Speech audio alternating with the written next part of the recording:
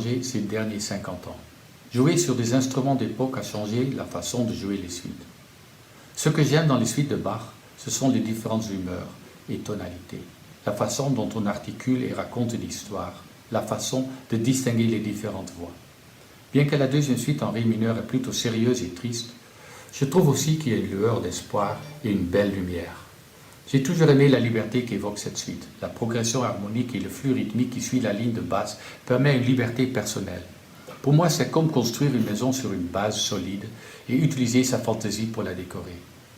Pour jouer Bach de la manière la plus convaincante possible, je pense que l'on ne peut se référer qu'à notre compréhension personnelle, influencée par les personnes avec lesquelles on joue, les professeurs que l'on a eus, les livres que l'on a lus et notre propre intuition musicale. Personnellement, je ne pense pas qu'il y ait une manière objective pour être Here you have Beethoven, who attended the opera. This was the form of entertainment at the time, and I think this was a man who was the great musical dramatist of his age.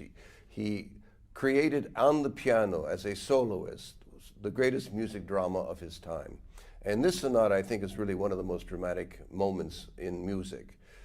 It is as famous today as it was when it was written, and what is very significant to me is that it was written for himself, and he performed this. It was at the height of his pianistic career. He was 28, 29 years of age, written 1798, 1799, and I really find it one of the great moments of music, starting with the very first chord. The difficulty in performing this is that he writes a forte piano, which is practically impossible to create on the instrument.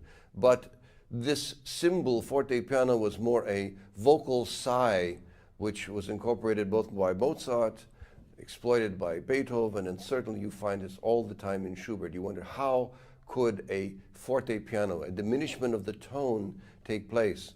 Now, there are various techniques that pianists have used over the years in performing this work. If you have on a modern instrument, you have a much greater sound, more overtones, a much greater sonority. But I think there is a way of implying the forte piano by the use of the pedal, and that's by starting out the chord, the C minor chord, the great C minor chord, and letting the pedal go, which diminishes the overtones. There is another way. I'll show you both ways. My way is not to play so fortissimo from the beginning, but just to imply the forte.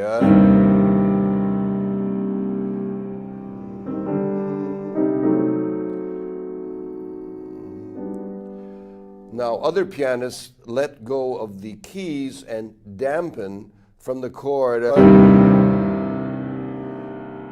You hear the immediate decay.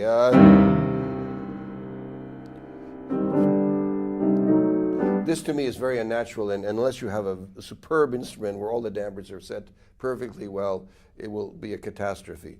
I prefer a more normal diminishment of the tone by holding it a full length of the tone with the pedal and then letting go of the pedal.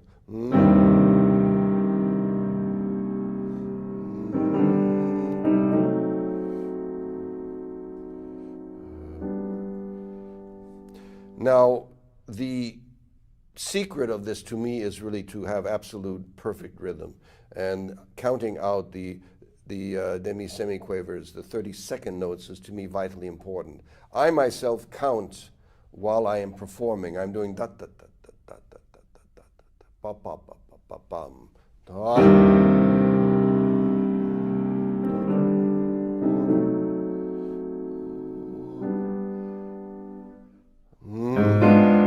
Once again, I think the rest is so vitally important. The sighing, sigh.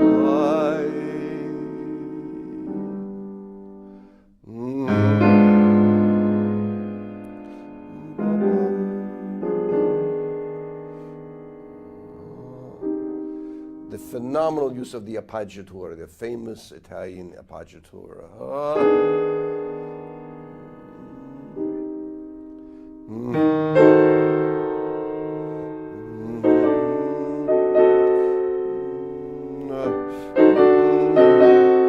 The urgency.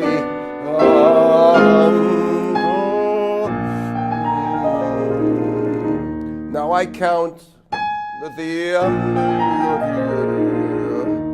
fits perfectly.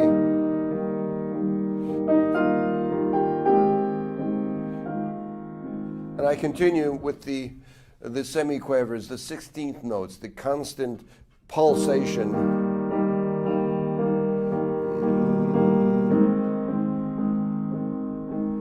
And the fortissimo to me very often is played in too explosive a manner. I just find it ridiculous to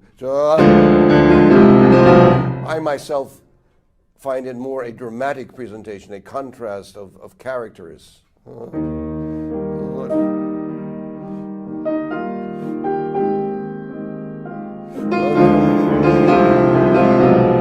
Somewhat of Beauty and the Beast.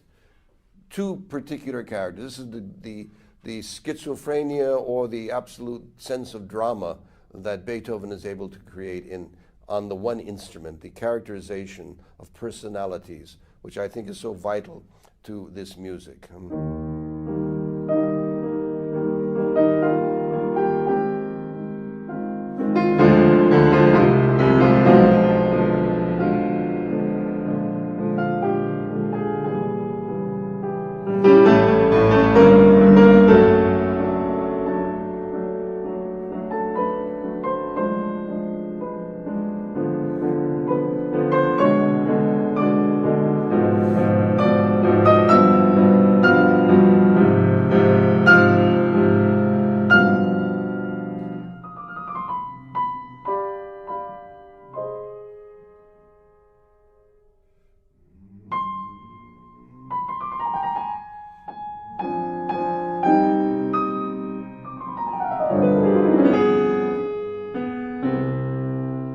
Now, it's so vitally important that you set the left hand, curving the fingers.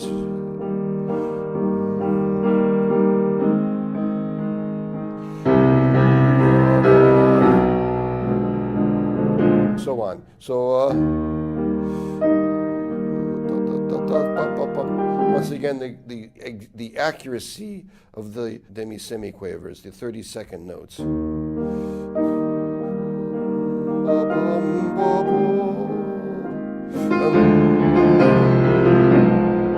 And I really don't think you need more than this.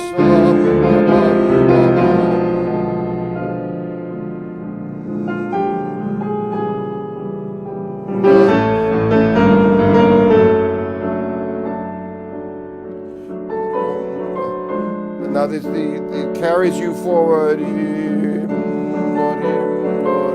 The sequence.